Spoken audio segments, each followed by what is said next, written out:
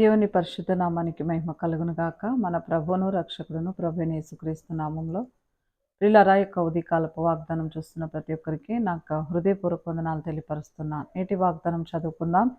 పరిశుద్ధ గ్రంథం నుంచి దావీదు కీర్తనలు 127 అధ్యాయం 1 వచనం. యెహోవా ఇల్లు కట్టించిన ఎడల దాని కట్టువాని ప్రయాసము వ్యర్థమే. ప్రియులారా, ఉదయకాలమందు యెహోవా ఇల్లు కట్టించని ఎడల అనగా దేవుడు మన జీవితాన్ని కట్టని ఎడల, మన జీవితాలను బాగు చేయని ఎడల మనం ఎంత ప్రయాసపడిన వ్యర్థమే ప్రియులారా.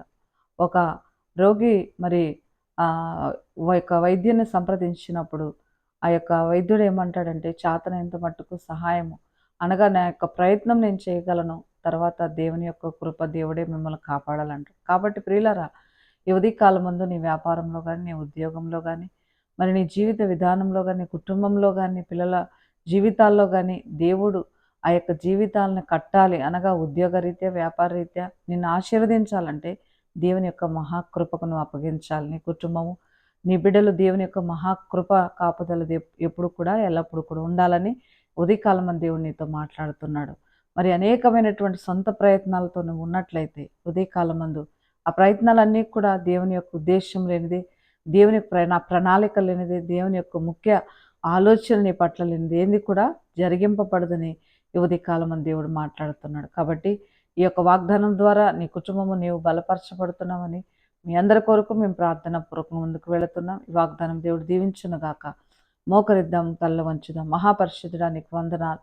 ఉదయకాలం మందు మీ ప్రియ బిడ్డలతో మీరు మాట్లాడిన మీ శ్రేష్టమైన వాగ్దానం బట్టి వందనాలు. నిజమే నాయన, యెహోవా ఇల్లు కట్టించని ఎడల దాని కట్టువాని ప్రయాస వ్యర్థమని 127 దావీదు కీర్తన నుంచి మాతో మాట్లాడారు. నిజమే ప్రభా, ఈ లోకంలో మా ప్రయత్నాలు ఎన్నో ఉన్నాయి, కానీ ప్రభా నీ చిత్తం, నీ ప్రణాళిక, నీ ముఖ్య ఉద్దేశం మా పట్ల లేనిదే మేమేమి చేయలేం తండ్రి. ఏమీ జరగదు ప్రభా. అయ్యా, మా జీవితాలను కట్టే దేవుడవు నీవు, నీ బిడ్డల యొక్క జీవితాలను కట్టే దేవుడవు నీవు. నీ బిడ్డల పట్ల ప్రభా నాయన తండ్రి నీ గొప్ప ప్రణాళిక నెరవేర్చే దేవుడవు నీవు ఒక్కడివి. మీ కృప చూపించి ప్రార్థన సహాయం కోరిన బిడ్డలకు విడుదలను, స్వస్థతను, ఆరోగ్యం దయచేయమని.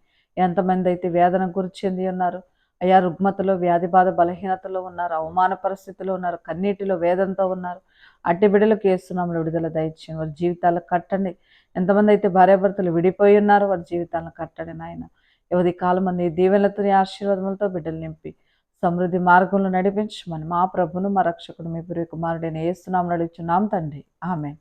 ప్రభుకి మహిమ కలుగును గాక. దేవుడు మిమ్మల్ని దీవించి ఆశీర్వదించును గాక. ఆమేన్.